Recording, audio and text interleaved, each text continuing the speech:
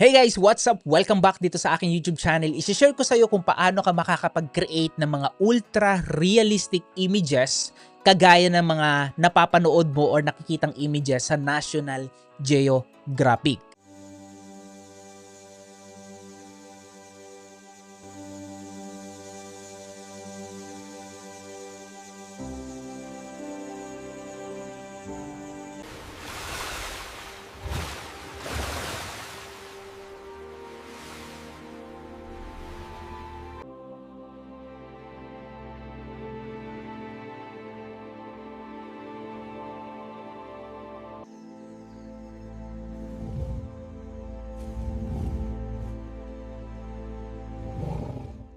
So, isa ko sa mga fan ng National Geographic kasi nung bata ako, kapag pupunta kami sa mga relatives namin na merong cable or sa hotel na merong cable, lagi kong pinapanood yung channel ng National Geographic Channel. Kasi nakakatuwa, ang ganda ng mga animals doon. Kapag nakikita mo, nakakatuwa, no? So, kaya naman, let's try here using AI on how to create yung mga ultra-realistic images. So let's move on dito sa ating training. Dito makikita mo, pupunta ka muna sa Google AI Studio, which is Google Nano Banana pa rin ang gagamitin natin. One of the best tool pagdating sa image AI generation. So try Nano Banana. Usually ito yung ginagawa natin, right? Pero ang pinaka best dito is click mo tong Generate Media.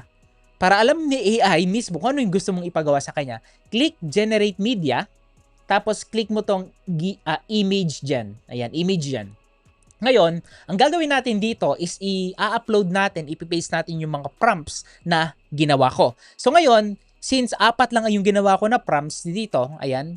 So ito, meron akong apat na prompts. So ika-copy paste natin to, tapos punta tayo ngayon sa ChatGPT. ChatGPT.com, and magpapa-create tayo ng at least mga 8 image, no? So sabihin natin, hey, okay, chat, I want you to make an image text prompt to yung mga sample for your, here we go. So meron ako ditong apat na example na bibigay sa kanya, and then ang kailangan natin, hey, I want you to make an additional, each prompt is unique. Okay? Keep all cinematic. Okay, here we go. Ayan.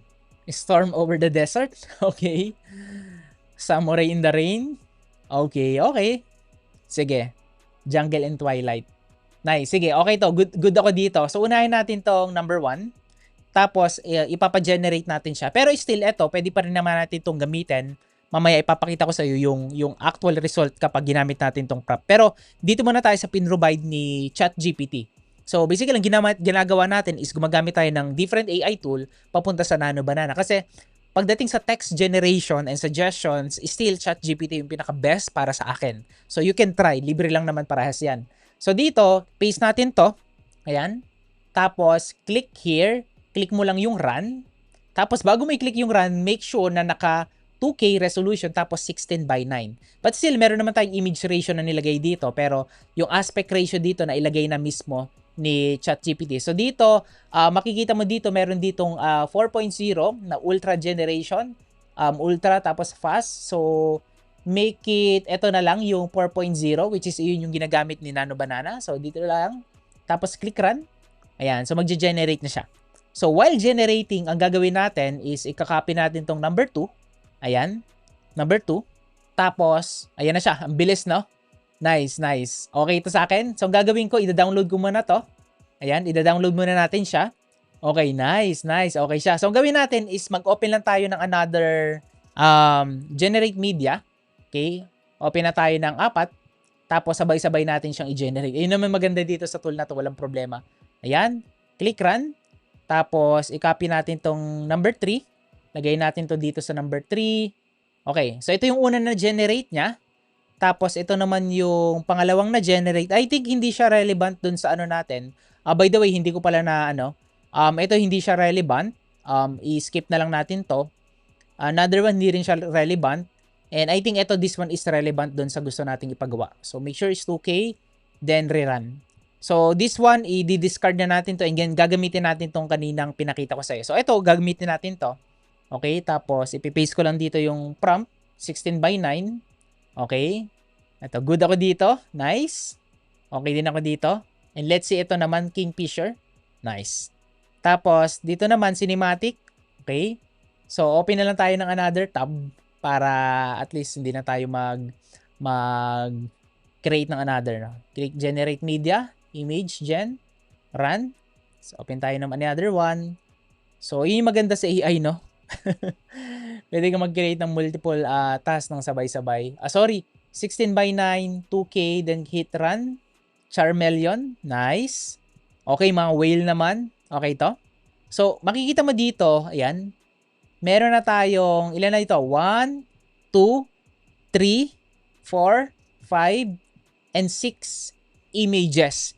Imagine, kung gagawa ka kung isa kang photographer, okay, kung nature photographer ka, para makuhanan mo yung ganitong klaseng shot, ibang level of, number one, yung gastos papunta kung saan man place to, yung camera, yung effort na ibibigay mo para makuhanan mo to. Pero right now, 'di ba, using AI, wala nang limit pagdating sa imagination. Kung gusto mong mag-create ng something like this one, ito, hahanapin mo pa to para makuhanan mo siya.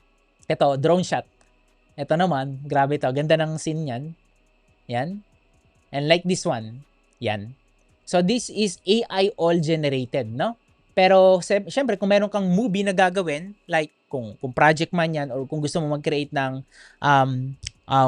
short movie, you can use AI pagdating sa mga B-roll, and kung connected yung mga movie or project mo pagdating sa nature, you can use AI, no? To transform yung mga image na to into a video.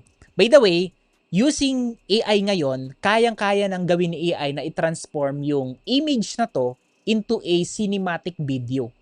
So maraming mga tool, you can try yung different tool na lumalabas online. And as of the moment, ang pinaka-best tool na nasubukan ko is, number 1 is Kling, number 2 is the Veo 3. So, kung hindi ka familiar sa mga tool na yon, so you can search online, maraming mga tutorial na makikita ka, Kling, AI, then Veo 3. So, etong mga images na to na pinakita ko sa iyo, ito 1, okay, ito hindi ko pa to napagawa, 2, this one hindi pa, 3, ito hindi ko pa rin to napagawa. So, let's try. So, yung mga napagawa ko na, ipapakita ko sa iyo dito sa video. So sa Gemini.com, punta ka dito and ito yung way para makapag-create ka ng text to video naman. Okay, so got it? So puntahan natin yung aking ginawa recently. I think ito yon. Okay, ito yung project file nun. So makikita mo dito yung mga ginawa ko. Ito yung image. So same prompt ang ginamit natin, pero as you can see here, since same prompt siya, 1, 2, 3, 5 na whale shark yan, pero yung na-generate niya before, different scene naman siya. Ayan. So, ito yung na-generate niya. Ang ginawa ko, transform this photo into cinematic video clip. So, nag-generate siya after ilang minuto ba to? Mga seconds yata. I'm not sure. No? Pero mabilis lang naman. So, nag-generate si Veo 3 ng video dito. So, maganda dito, meron siyang sound. Ayan.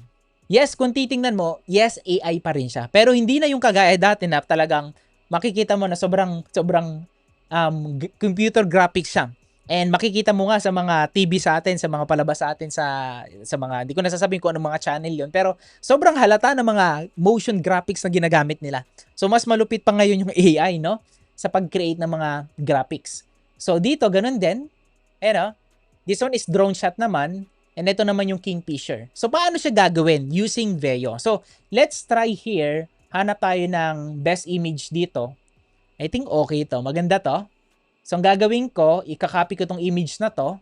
Tapos, punta ko dito, ipipaste ko lang to. So, after ko ma-download, i-upload ko dito. Ayan. Tapos, same prompt. Okay? Okay? Transform this photo into a cinematic video clip with a cinematic audio background. Ayan. So, ganun lang. Tapos, i-hit submit. Okay, submit. So, ang gagawin ni Gemini is magge-generate siya ngayon ng 7 to 8 seconds video clip based dun sa image na binigay mo. So, kung minsan medyo nagkakaroon ng high load si Gemini multiple times na experience ko siya, kaya kailangan mo ba na, I'm generating your video, this will take a few minutes, so check back to see when your video is ready. So generating daw. So let's see kung ma-generate niya ngayon, pero may mga time kasi na sobrang daming gumagamit talaga ng Gemini. So maghihintay ka talaga ng katagal kahit na paid user ka pa. Pero don't worry, kung gusto mong i-try yung Google Gemini, still pwede pa rin naman kasi meron silang free 30-day trial. And kung gusto mong makakuha ng 4-month free trial gamit yung Google Gemini, ilalagay ko yung link sa ibaba ng video na to, pero I believe 4 lang na free trial yung pwedeng gumamit ng link na yon, based dun sa Google. So it's up to you kung i-click mo yung link na yon. Share link ko yon para matry mo yung Google Gemini for 4 months free. Pero just in case hindi na yun available, you can try naman yung 1 month free trial ng Google Gemini. Okay, so yun yung una na ginawa ko. So let's see. Ayan. So the video is generating. Here we go. I think ito na siya. Okay, all good na. So dito tayo ngayon sa image reference. Image reference is from the Google AI Nano Banana. Okay? So ito yon. So naka 2K resolution naman siya, kaya maganda yung kinalabasan. Then ito yung prompt natin. Very basic lang yung prompt natin. Transform this photo into cinematic video clip. Tapos ito na siya. Okay? Keep all the details. Then let's play 7 seconds video. Nice. Okay, narinig mo yon? Parang natatakot ngayon yung yung hindi ko alam kung parang videographer yata to. Ayan, parang meron silang train na maliit nakasakay dito. So, nice. So, itry pa natin yung isa na meron dito na ginawa natin kanina na na-generate. I think nagawa. Eto, hindi pa natin to nagawa. Let's download. Save lang natin. Tapos, balik tayo. Same prompt, no? Ikakopy ko lang tong prompt na to. Tapos, i-upload ko dito yung video, ay yung image. After ko ma-upload yung image, same prompt, transform this photo into cinematic video clip, then hit submit. So, after i-submit, ganun ulit, maghihintay ka lang ng after 1 to 2 minutes or a few seconds before ma-generate yung image to video. Okay, so let's wait. From image to video, so retain all the details. Let's see, play natin. Nice. Nakita mo yung cinematic audio background niya, tapos yung nature audio background na ginamit niya. So each clip is different depende sa location. So ang gagawin natin dito is, let's imagine na magki-create ka ng 20 seconds, no? Short National Geographic video, no? So ang gagawin mo, okay, yung gagawin natin is i-download natin to. Syempre, i-download muna natin lahat 'yan. So, download muna natin, isa-isa. Download. Then, download din natin to. Download din natin to. Okay. So, after ma-download, ang gagawin natin is mag-open tayo ng CapCut Video Editor na which is, ito yung pinaka-popular, no, na ginagamit ng mga video editor. So, punta tayo ngayon dito sa CapCut and then ilalagay lang natin ito. So, ang gawin natin is import natin yung mga na-generate kanina. So, import natin. Okay. So, right now, na-import ko na yung 5 video clip na ginawa natin, tapos idadrag natin siya dito. Okay? So, after natin siya madrag, so, pwede nating i-mix and match kung ano yung mga una at gusto natin. Pwede rin nating i-cut. Let's say, gusto natin yung whale shark yung nasa una. So, kapag ganito, ipi-play lang natin. Okay? Ayan na siya. Lakihan natin.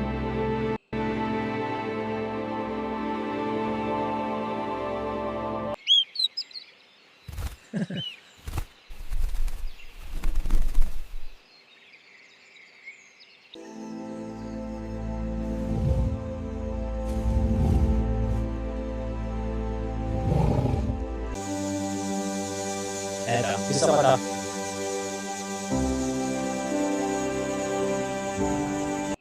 Nakita mo yon? Imagine, ito yung pinaka nagustuhan ko dito. I think ito is ilalagay ko siya dito sa pinaka unahan. Ayan. Tapos i-move na lang natin to. Ayan.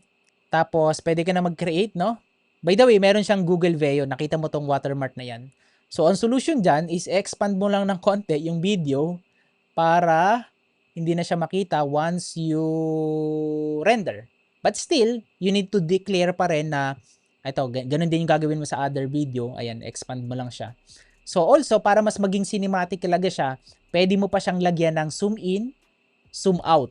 Ayan, zoom in, zoom out. So, ang gagawin natin, lagyan natin siya ng konting zoom in, zoom out.